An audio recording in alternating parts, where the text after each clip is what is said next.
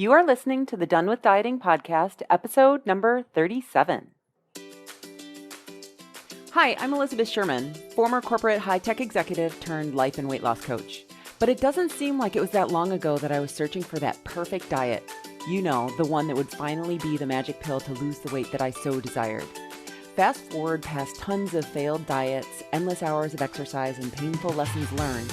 And although I still have not reached the state of nirvana body love bliss that I truly desire, my relationship with food, exercise, and my body is infinitely better than it was not only when I started this journey, but even as recently as 3 years ago. This journey has allowed me to ditch my scale, stop logging my food and exercise, eat food that wasn't prepared by me, and I can easily maintain my weight, something that I never thought was possible. I created the Done with Dieting podcast to give you simple, easy to do, and sustainable strategies and ideas to help you do the exact same thing without all of the drama that I went through. If you're a woman who's looking to create a better relationship with food, exercise, and her body, get off the diet roller coaster and free up all of that headspace spent on calories, how you look, what you should eat, and beating yourself up for not doing what you think you should be doing, you are in the right place. Let's get started. Hey everyone, welcome to the podcast. I am so glad that you're here. Today I am chatting with longtime friend and fellow coach, Emily Gough. Emily has such an amazing story of transformation. When we met, she was in a long-term relationship, planning on getting married, when her partner dropped a huge bombshell on her, which I will let her tell you all about. Often, when we're in the middle of something, we can't see out the other side. With Emily, watching her go through that experience and seeing her grow, and now teaching others about connection and relationships is truly amazing and just so inspiring. I had so many powerful realizations when we recorded this episode.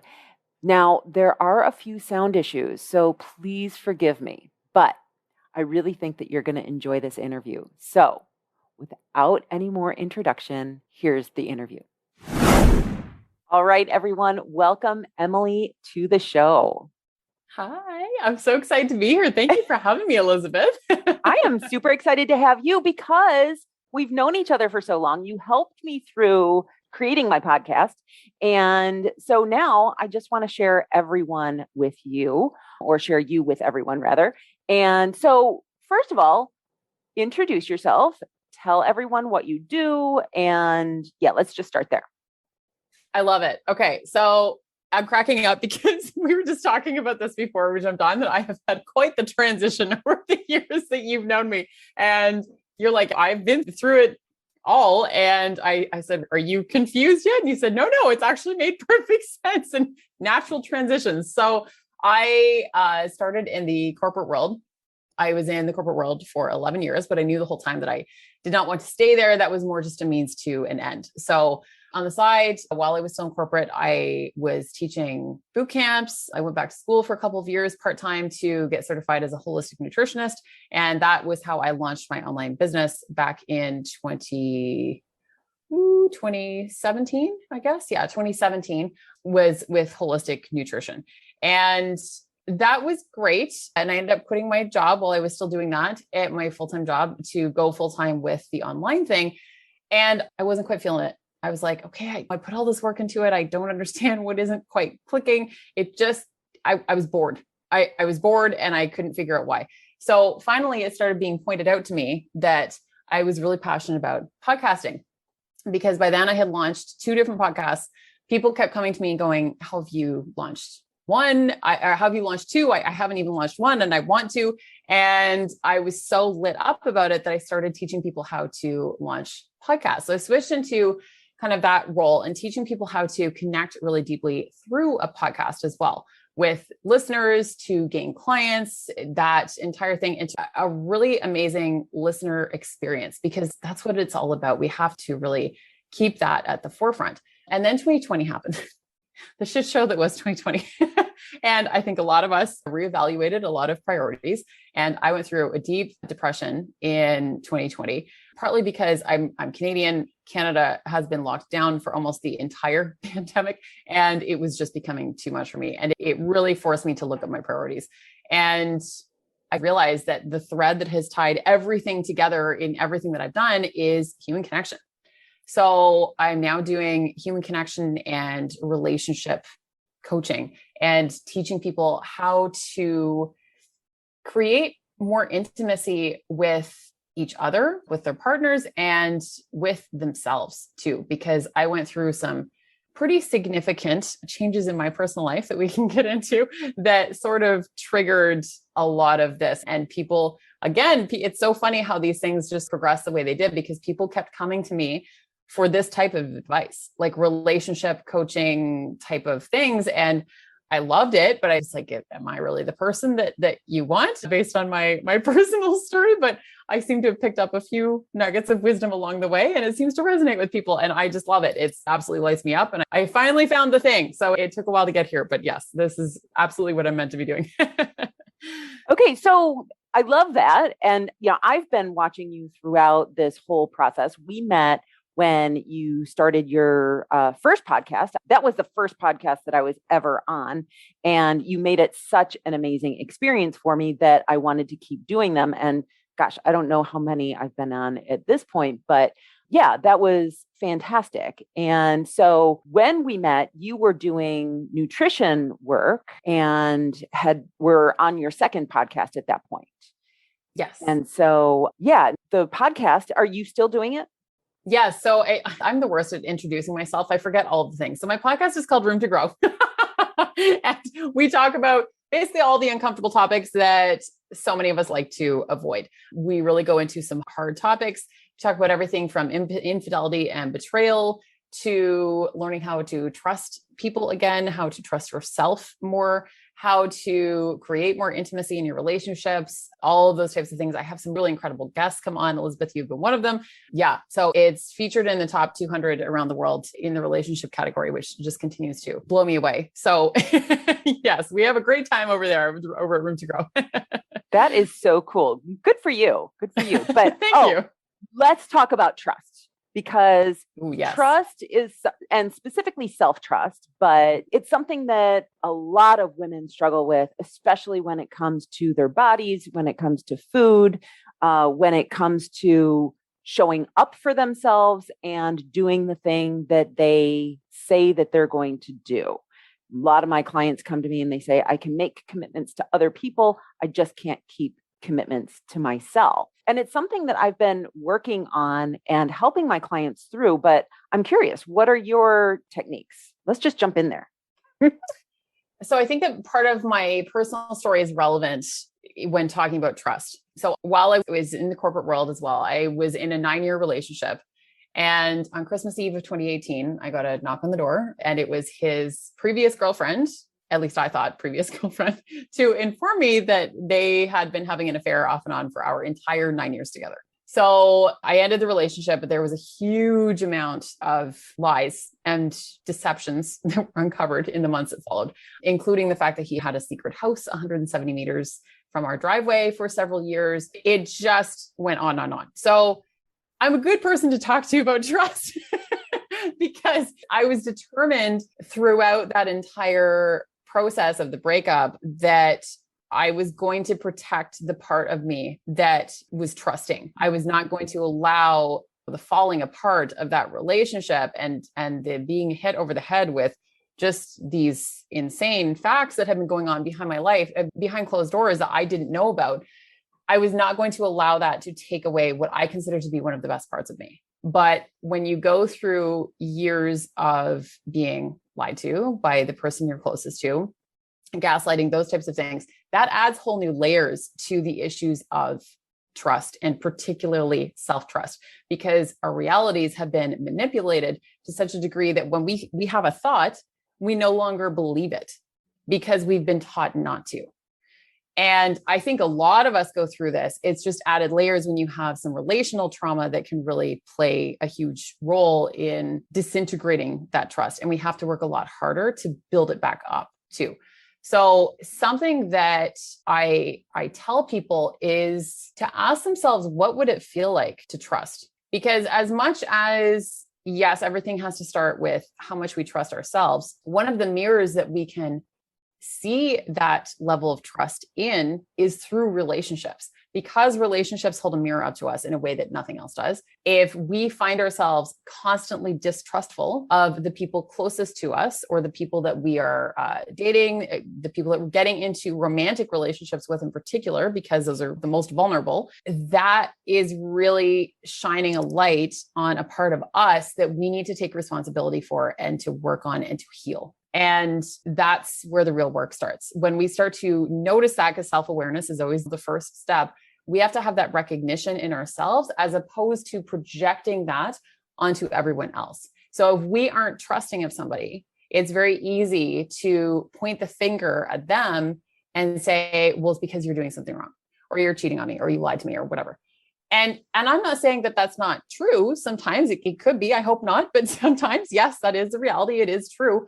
But do you trust yourself? And do you trust your own decision-making? Are you constantly running to your girlfriends every time you have any type of relational drama rather than talking to your partner, because you need their validation in order to try to wrap your head around what your reality is? These are the types of things that we have to look at. And Elizabeth, I know I haven't given you any direct techniques so far, but I think this is really important to unpack, because we have to look at these layers. And I know a lot of your audience is women, and women in particular can be very distrustful, sometimes with excellent reason, of men. And we're speaking in very binary heterosexual terms here, but we could go into the entire historical patriarchal side of that too, obviously. But even if we're just looking at it in terms of our own personal histories, if we have been betrayed, had our trust broken in relationships, we can't hold other people hostage for the mistakes of others in our past. And I think that's really important. That's something that I had to remind myself of recently. I was having an emotional moment and a bit of a freak out because I was apart from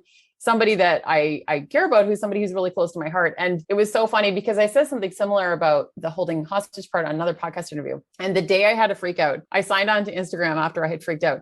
And somebody had reposted that podcast and specifically pulled that quote out. And I was like, okay, universe, I see you having my own words used against me. But it's true. And this is the process, is that we have to accept that this is part of the journey. We don't snap our fingers. We don't make one decision that solves this. We make one decision, and then we make another, and then we make another, and we keep showing up for ourselves. And we're going to take some steps back sometimes, and we're going to fail sometimes. And then we're going to make another decision to choose what we want in our reality. And if you expect your reality to be that everyone around you and closest to you will break your trust, that is exactly what you will end up getting or creating for yourself. Because think about it this way. If we're always convinced that somebody close to us is, actually, let's use ourselves in the example. If someone else is convinced that you're an asshole, they're just convinced through that you're a lying piece of garbage. If you really have feelings for them and you really love them, you might try to spend some time trying to show them and convince them otherwise. But at some point, you're going to walk away, because you either will get so sick of hearing that, or you will actually take the steps to be the piece of garbage because that's what you're being accused of anyway. So you might as well live up to those expectations. It becomes a self-fulfilling prophecy. And that's just one example, but I really want to stress this because it's so easy to fall into the trap of becoming bitter. And I don't want that for anyone. And ultimately what I teach people to do the most is to open as many hearts and minds as possible through the power of human connection. But connection starts with us. It has to start from within. Well, and one thing that you said that I really loved was that when we are going to other people to seek validation,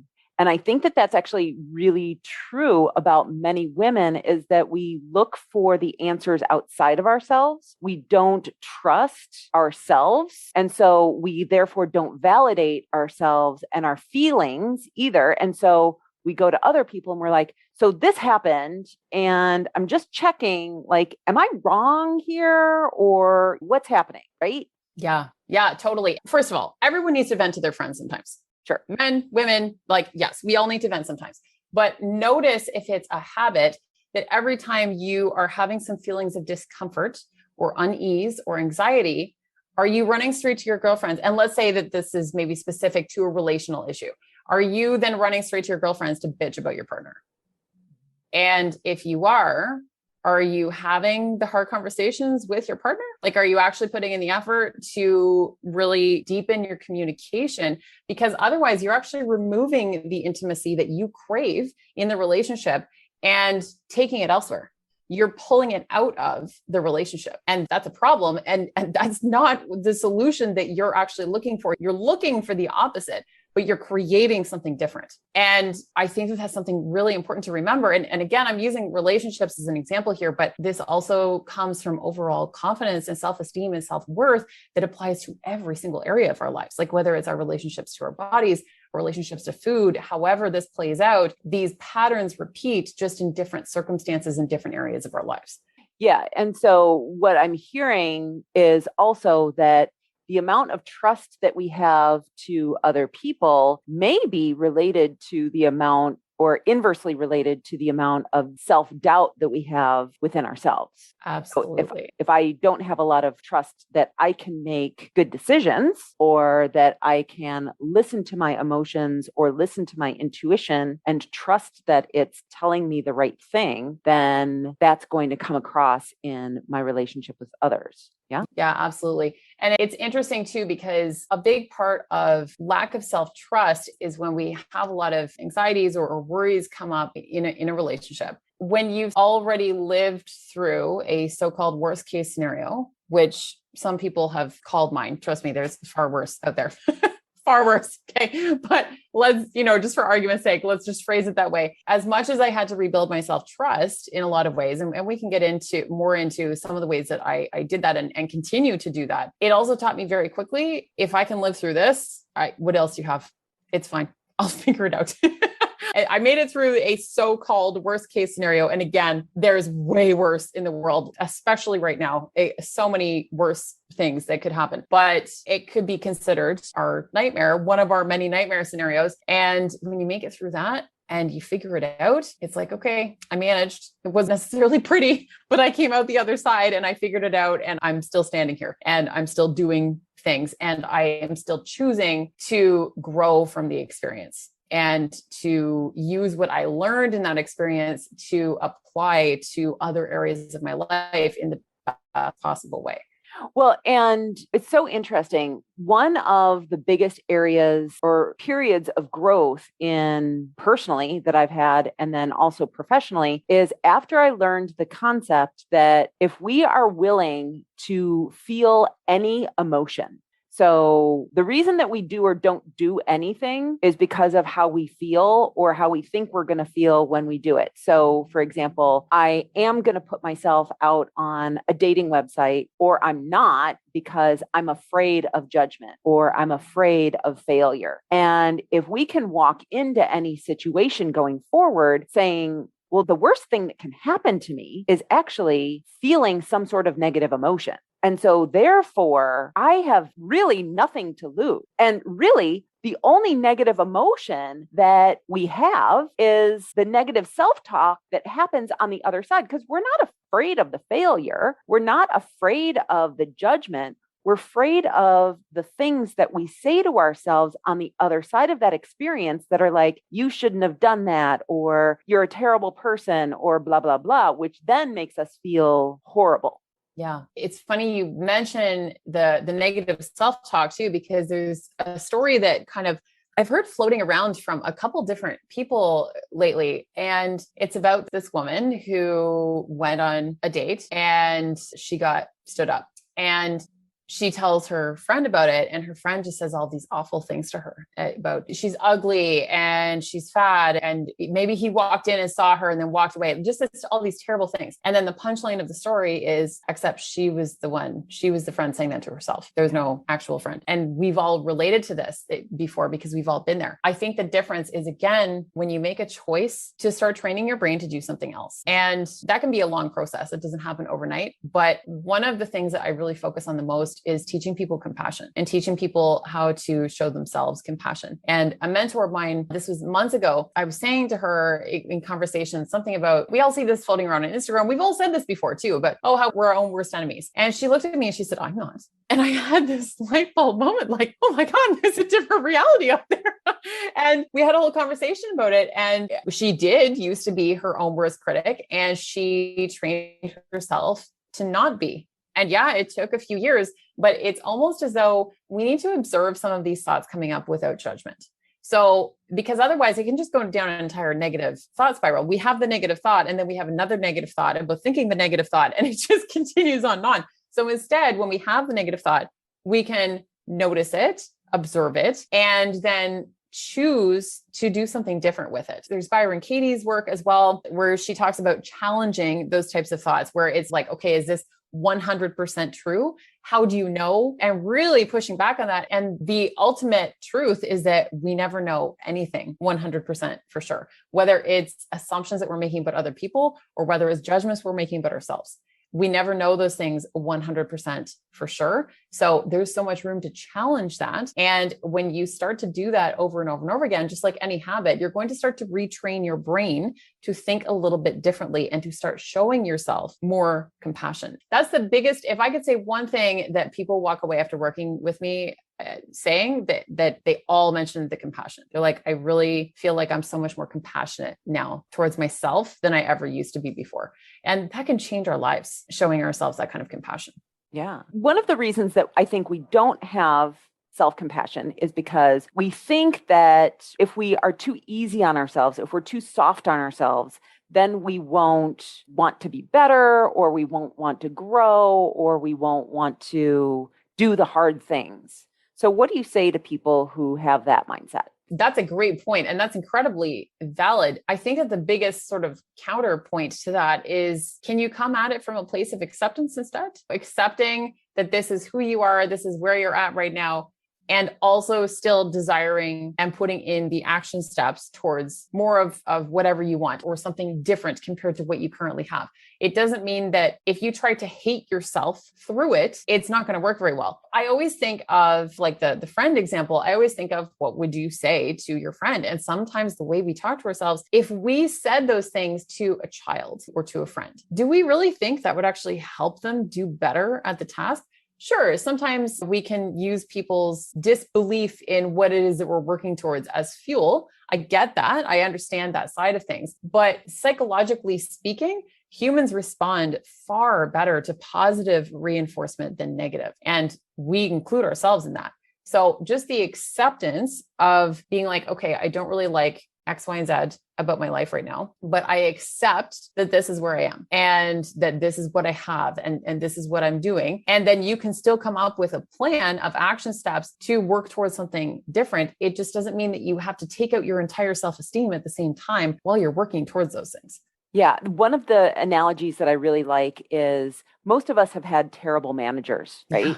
Yeah. We've had a manager who's been like, where's that work? And you're not good enough. And maybe not those words, but they've been like really micromanaging and so on and so forth. And my question is like, do you want to perform well for that person? And of course we don't. But if you've ever had an amazing manager who's been encouraging and pointing out how good you're doing and you just love, of course you're going to want to perform for that person. Yeah. And so it's the same thing for us, right?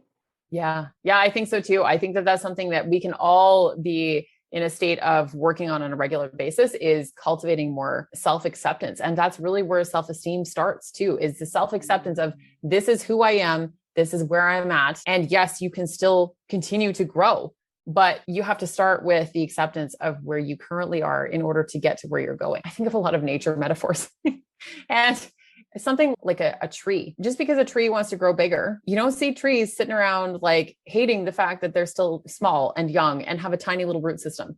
They just accept the fact that they're going to get to where they're going. And I'm speaking of trees as though they had logical mind, which I understand it's not real, but I think you get the point, that something in nature accepts that what is going to happen is going to happen, and doesn't attach so much expectations or judgment to what is going to take place. It's part of the natural unfolding of things. And it doesn't mean that the tree doesn't need water. Yeah, it does still need water and nutrients and all of those things in order to grow, but we don't have to be so hard on ourselves while we're moving through that process. Yeah. So Changing tacks a little bit, one of the reasons that I really wanted to have you on the podcast is because I am part of a number of different Facebook groups that include women in midlife. And there was this one thread that I saw where someone posted, "Hey, does anyone feel like they don't belong anywhere?" And it was a huge thread then of all of these women saying, "Yeah, I don't feel like I belong," and just agreeing with the original poster. And I know that this is some work that I have done myself, that there have been many situations where most of my life I haven't felt like I have belonged. And I've only recently gone through it, understood what the story was that started it all, and then have healed that. So belonging and connection go just hand in hand. How do we start to get a sense of belonging for ourselves? And how do we bridge that gap if we don't feel like we do belong? How do we get to a place where we can feel like we belong?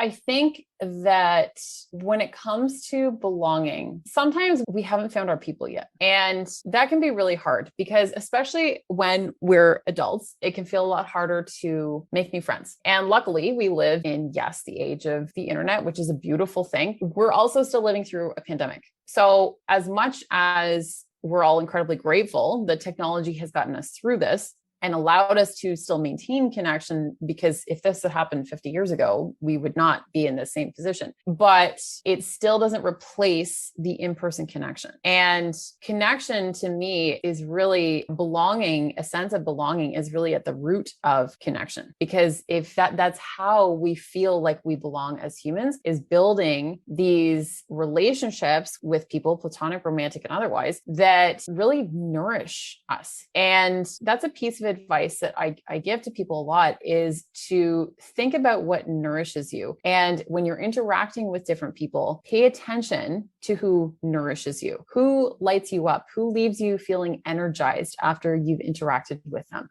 Who do you trust? And then the opposite of all those things, like who drains you?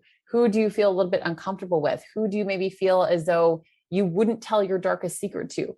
Even if you don't necessarily have reason, like a logicked out reason as to why you maybe don't trust them yet, it's your intuition talking. It's still something to pay attention to. Is it intuition or anxiety? That's a different conversation. So that's like another whole rabbit hole. But I do think that there's so much about belonging that is wired into connection, and we are wired for connection. And sometimes you maybe don't even realize how much you maybe felt as though you didn't belong in a particular environment until you leave either, and until you experience something different. The city that I grew up in, I never felt like I quite fit in there, but I don't think that I realized how much I felt that way until I left and moved to Bali and felt so at home with the people that I found there, the community that I created there. I felt a sense of community that I never felt in my entire life in the city that I grew up in. So I always knew that even though I was a little bit uncomfortable there, I didn't feel quite fully like I belonged. I didn't understand the depths of that until I experienced something completely new. And it showed me what I was missing. And I think that we can all relate to this feeling of not feeling as though we belong in one way or another. It's funny, we'll even think about the cool kids in high school or something, right? Every high school has them. There's always the cool kids that we all put up on pedestals. And when you talk to some of those people years later, you can say to them, oh, it seemed like you had everything together, you had everything going for you. And they'll give you an entire list of things that they were insecure about that they just never let anybody see. So we all have these underlying feelings. I'm 6 feet tall. I've been 6 feet tall since I was 14. And I felt like a zoo creature as a teenager. There are all kinds of things. Like we all have things that make us feel like which one of these things is not like the other. And yet the other part of that, I think, is embracing our differences and our uniqueness as opposed to seeing it as a problem. And recognizing that when we not only accept, but embrace our unique qualities that we maybe think awkward or a little weird or whatever, that can actually fill the gaps in other people that would love to have or experience more of those qualities. And you don't even know it because you're so busy hiding it because you think it's weird that no one else is ever going to get to see what a beautiful gift it is. You aren't going to get to experience what a beautiful gift it is because you're shutting it off. So that's the other part of it, is that I would really challenge people to take a look at those things that you think are really weird about yourself, like awkward, a little bit different. Maybe you don't know many people who act a certain way or have these weird, irrational little things about themselves. I promise you there are other people out there, but even if you haven't found them yet, start to let them out to play a little bit. And that level of, I don't like using the word authenticity because I think it's been so watered down in the online space, but for lack of a better term, the true meaning of authenticity. That's when you allow that level of authenticity to come out, people are going to feel that energetically from you. They're going to feel that level of genuine realness about you, and they're going to connect with that. Not everybody, but not everybody is for us. And we aren't for everybody. Like, it's a two-way street. Not everyone is for us, and we aren't for everyone either. And that's fine. That's a really quick vetting system to get rid of the people who maybe don't fit in. And then there's usually an awkward, lonely phase where you've gotten rid of some people that don't fit in your life and you haven't gained the new ones yet. And it feels really hard. It's like, where are my people? I feel very alone over here. And that is a natural part of that process. And there's some grief wrapped up in that too. It really falls under some of the stages of grief when we think about finding new ways to create belonging in our lives and create a sense of belonging. But again, I'm going to bring it back to self. How much do you feel like you belong to yourself? Like how much do you feel like you're comfortable with you? If you're super uncomfortable with yourself, if you don't feel like you can spend time alone without distraction, if you feel like you always need to be surrounded by people, even if you're an extrovert, I challenge that with people because I'm like, what are you running from? What are you hiding from? What are you trying to not let in?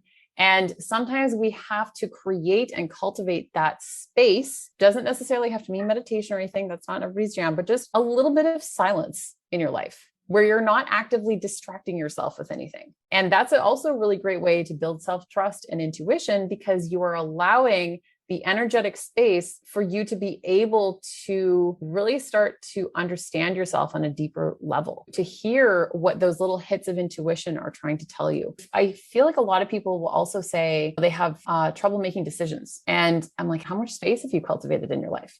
Because the answers will probably come to you much more easily as you start to build up self-trust if you leave the space for the answers to even come in. If you have your earbuds in 24/7, or you're talking to people all the time or whatever, you always have the TV on, you always have music on in the background, there's no space. There's no space. So that really ties in with the belonging piece, I think, too. We have to be okay with us. And then that's going to really show through when we can show up with other people feeling more comfortable in our own skin. That's going to lead to a deeper sense of belonging.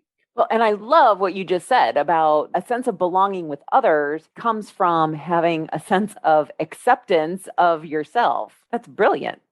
Yeah, it's true. It's true. And it's so funny because everything we're talking about, people are rolling their eyes because everything comes back to us, but it's true. Like we have to do all of this work on ourselves. And what does it even mean doing the work? Well, it comes in small stages. There's no set guidebook, no matter how many self-help books you read, there's no set guidebook on this is how you do the work, because it's going to vary with each individual. It's going to vary based on your personal history and what you are experiencing in life at the moment. Like, it's going to have so many different variations, but these are pieces of the puzzle and they don't happen overnight. But when we work on them over and over again, you start to see some really big changes in yourself. Yeah.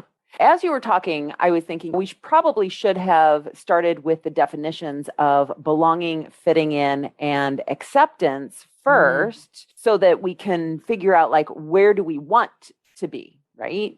Because we talk about, well, and when I think about fitting in, I don't know about you, but when I think about fitting in, I think about high school. Totally. Yeah. When I think about fitting in as an adult now, not only do I think about high school, but I think about blending into the background, which I don't want to blend into the background.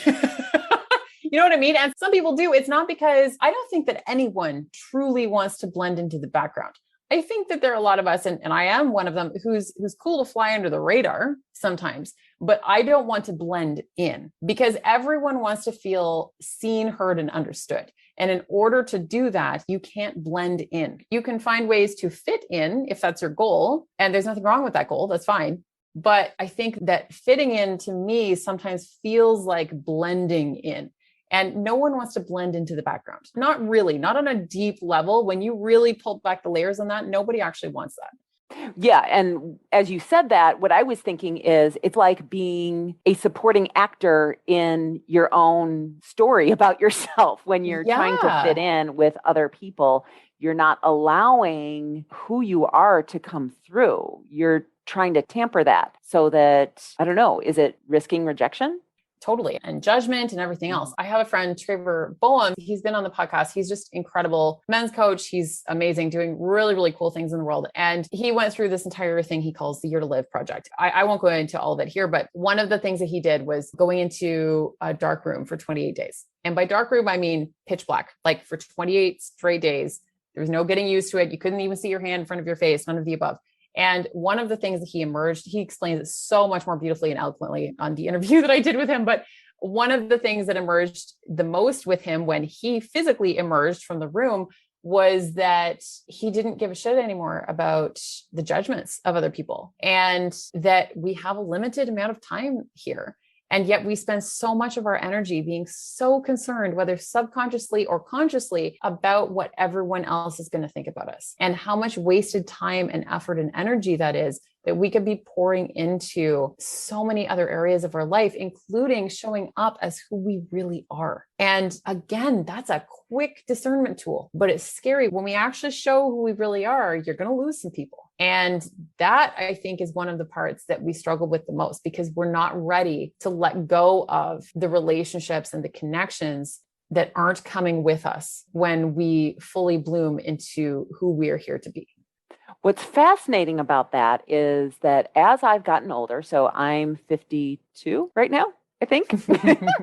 And every X number of years, I feel like I really have gotten more and more confident in my own skin. And I think that it's just one of those things that happens as we age. There's part of us that says, oh, well, as you get older, as you move into midlife, you become invisible.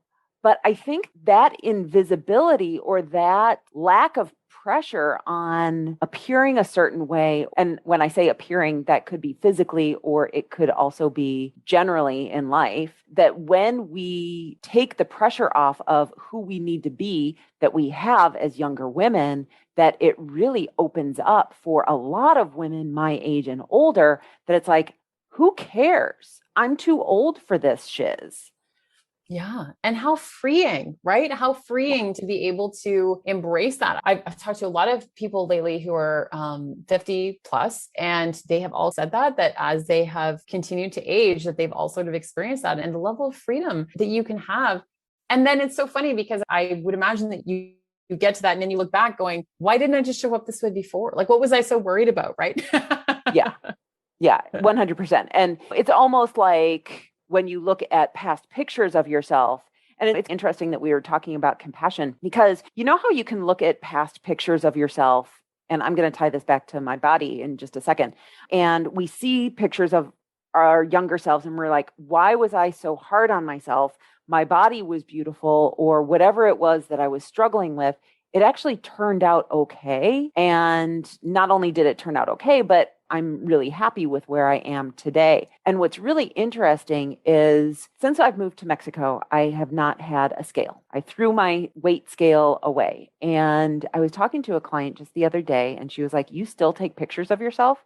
And yes, I do. I still take pictures of myself every month, just to make sure that when you look in the mirror, that my body isn't changing and I'm not lying to myself. But anyway, my point in telling you about this is, as I look back at older pictures of myself from when I first moved here, I still have that. If I could go back in 4 years and tell her that everything was going to be okay, I would. and I have that compassion for the younger version of myself.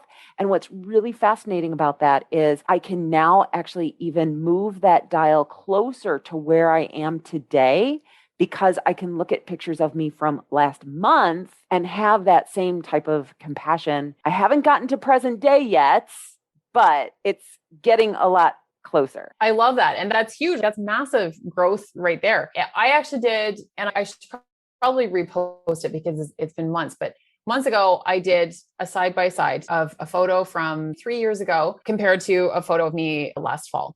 I remember, I saw that. Oh, did you see that one? Okay. Yeah. And it wasn't your normal before and after. I was not comparing my body at all. It was just of my face. And I was wearing hardly any makeup in both photos. There was no editing, none of the above. And I stated that. And my hair even looked different, but I was like, I haven't colored it. This is just from the sun, all of these things.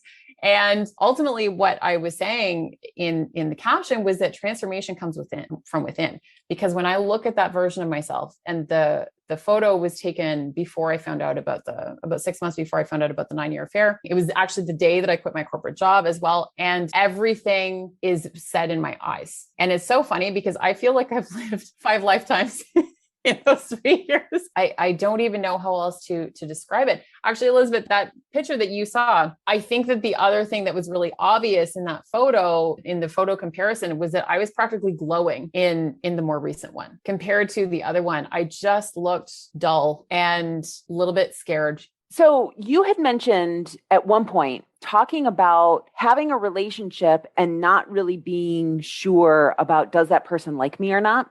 And okay, yep. What that reminded me of, and I'll put a link to it in the show notes, is I was watching a video of Tom Bilyeu, who is for Impact Theory, and he was interviewing this woman named Vanessa Van Edwards, who runs an organization called The Science of People. And she was talking about what she called ambivalent relationships, which was fascinating.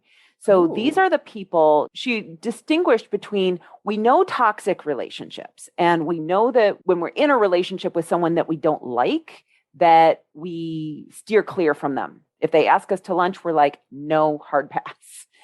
But that there are these other people who we're like on the fence with, and we're not sure, like, are they on my side or are they not on my side? They'll say something and it'll be like, wait a minute. Did they just slight me? And what's really interesting about that was the question that she asked, because Tom asked the question of, how do we know who these relationships are? And she said, do those people have your back?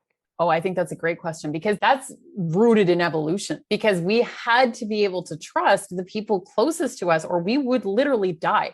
And we still have that same reaction in our brains when we've all had the experience of somebody backstabbing us or talking about us behind our back or something like that.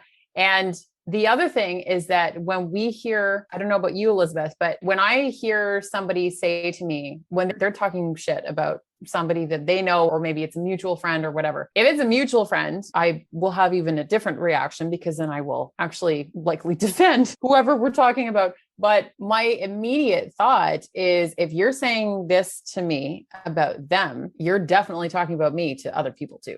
So now I'm very conscious of it. I think that years ago, when I was a lot younger, I did this maybe a little bit more subconsciously, that I just wouldn't tell them quite as much because I can't trust them. And I think we've all experienced this, when somebody is showing us a certain side of themselves that we maybe don't love, even if it's not actually directly harmful or hurtful to us, it gives us an indication about who they are as a human. And those are the kinds of things that we need to pay attention to. Not that people can't change either. So I do very much believe in the good in people and that people can change. So I don't write people off forever if they make some mistakes or do some things that I don't like or agree with or something like that. But I do think that it's something to bear in mind. It gives necessary information that we need to know. Yeah. And what you're talking about really is vulnerability. And you danced around it earlier when we were talking about connection and authenticity. But really, we're talking about allowing people into that circle, allowing our vulnerability to show. And when we have that vulnerability, it means that we trust and we know that person Not that people can really hurt us. We know that it's all our own thoughts that create the hurt, but maybe make us feel betrayed or whatever it is. Yeah. And vulnerability is just so important. And yes, there are always going to be arguments to be made about we need to be discerning about who we are vulnerable with. And I'm not arguing that point because I do think that's, again, incredibly valid from an evolutionary perspective. We don't want to be sharing our darkest secrets with every stranger on the internet. That's just not a wise move for anybody. But I think that once you have established enough of a connection with someone, let's say a romantic partner, maybe, even if it's maybe not relatively, you maybe haven't been together for a super long time, but you're hoping to deepen the connection. There are so many moments in every relationship, platonic or romantic, that our instinct will be to close. And you can feel it once you start to look for it. You can actually feel it in your body. If somebody says something to you that maybe just slights you, but it's not intentional at all, it's not even meant in a hurtful way, it's something that just maybe it triggers you. Maybe you something in your past that they said something completely innocent, but it triggers something for you. That is your responsibility. And ultimately, our reactions are always our responsibility. But when those moments come up and we feel ourselves close, one of the things that I teach people is to open instead. Because that is where the juiciness is. That's where love is. That's where connection is, in those moments when we open, when we want to close. And I would almost argue that in a lot of those moments, that it's the moments when you want to close that you need to open the most. And I'm not saying that it's always going to turn out with sunshine and rainbows. Like maybe you do open to someone close to you, you show them a piece of your heart and they reject it or judge you for it. That's still giving you information then about that relationship. So I would not hold regret over that because it's still giving you information that you were probably going to figure out at one point or another. It maybe just got you there a little bit sooner. But the other thing that can happen when you open is the magic that happens as a result. And you end up having a deep, vulnerable conversation with somebody. You allow them to get to know you better. You probably will get to know them better at the same time. And you end up feeling so much closer, and it can be a life-changing experience. And those are the moments that I want people to experience more of, is when you feel like closing, to open instead, and to be a little bit vulnerable, to not make assumptions, to not hold judgment against the other person, and to not assume that they're trying to hurt you. Because again, there are people who will argue with me about this. I personally don't believe that most humans are out to get us. I'm very much of the belief that humans ultimately are good, that most humans are good at their core, and everyone wants connection. And it doesn't mean that everyone you come across, again, is going to be the right fit for you. And yes, there has to be a bit of a weeding out system, and that can be painful because that involves rejection and maybe feeling abandonment and all of those things, some things that can be triggered from childhood or past relationships. But when we open instead of close, everything changes. What I hear you saying is, I don't know that you've said the word, but I keep thinking about safety. Mm-hmm. When we think about safety, are we talking about, again, safety in our own self, or is it safety in a relationship?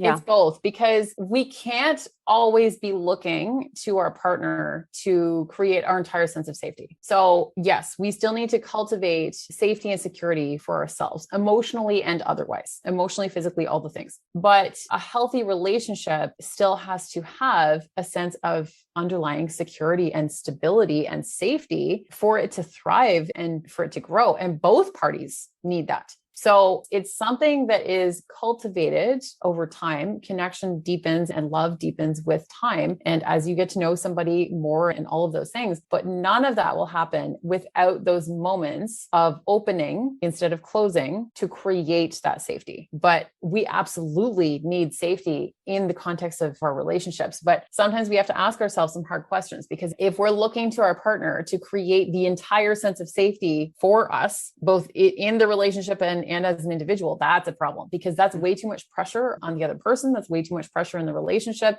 We have to take responsibility for ourselves and then work in partnership with the other person to create that sense of safety for both parties, for the relationship to thrive. Yeah. When we're talking about connection, are there different levels of connection? Let's talk about that a little bit more in depth. What do you define as connection?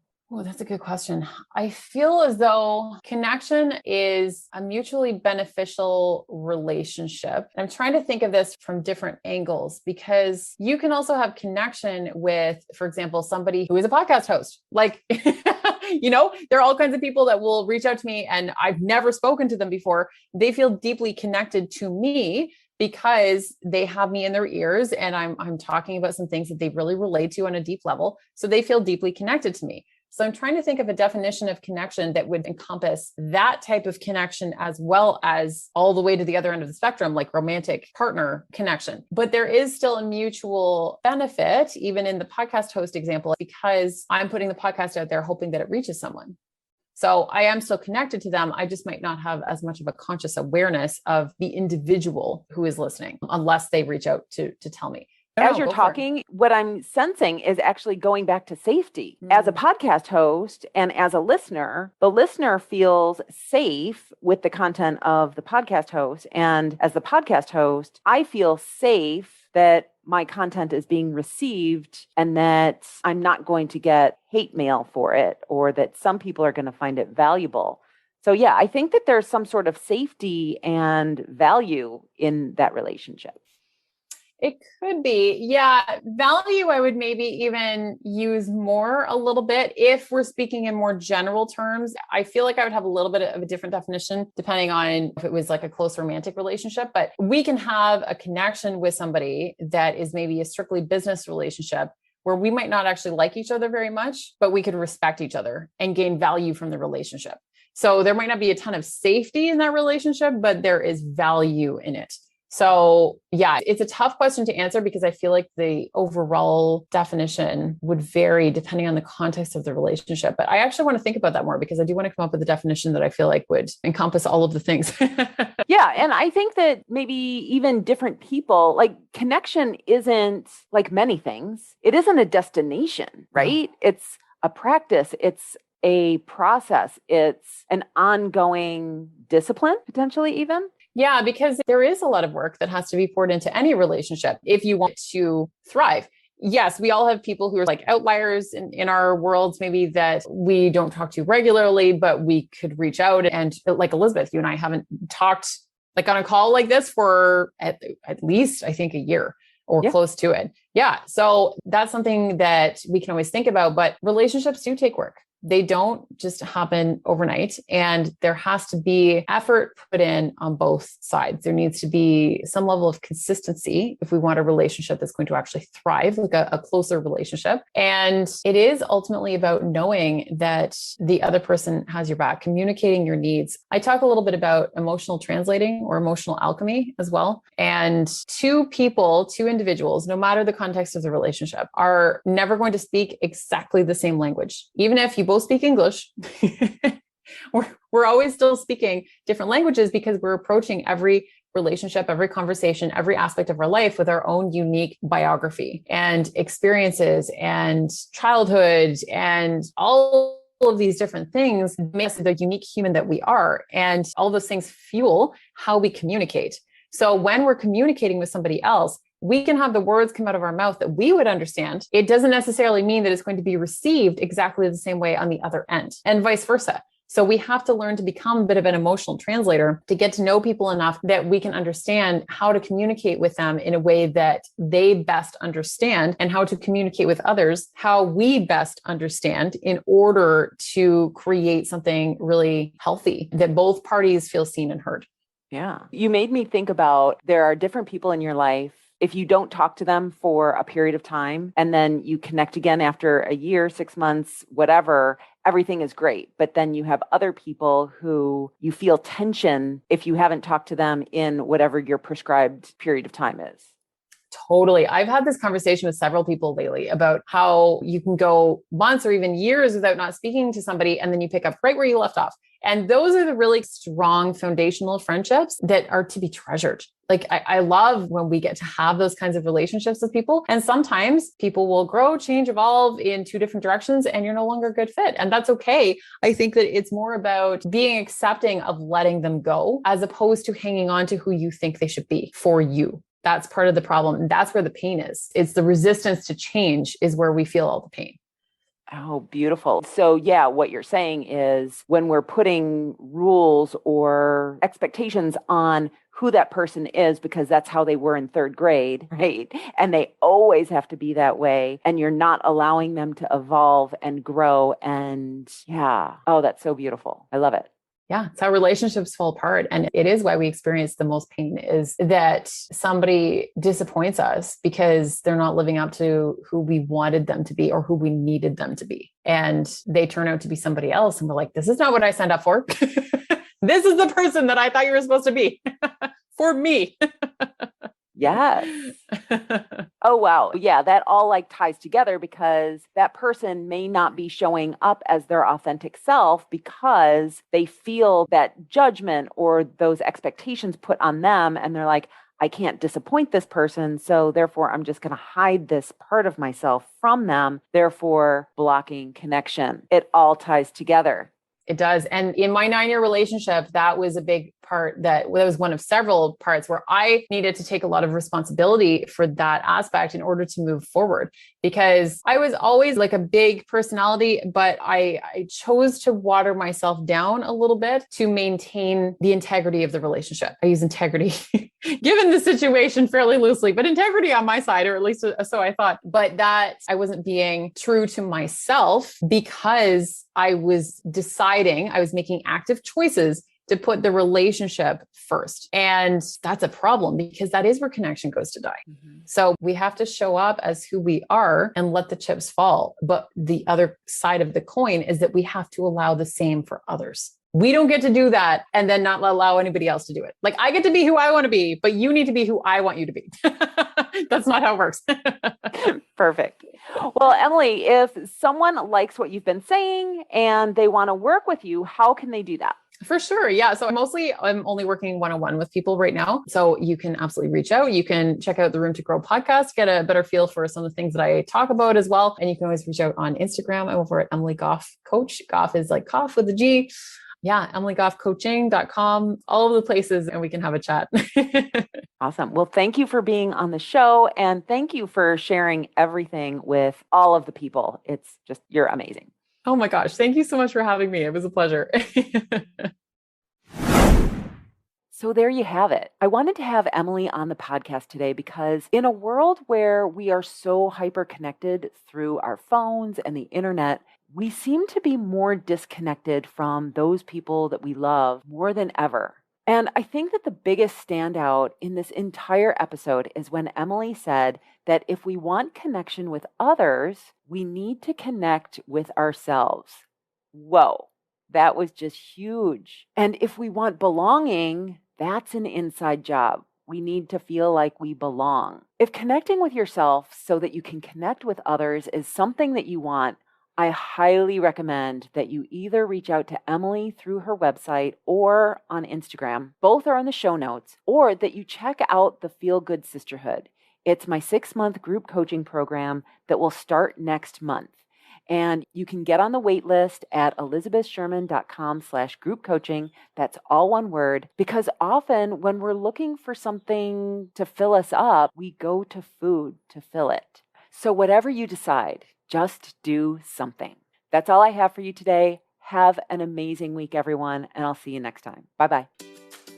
Hey, if you enjoyed listening to this podcast, you have to come check out the Feel Good Sisterhood. It's my small group coaching program where we take all of this material and we apply it. We figure out what works for us, and we don't ever look back at another diet ever again. Join me over at elizabethsherman.com/group coaching. I'd love to have you join me in the Feel Good Sisterhood. See you there.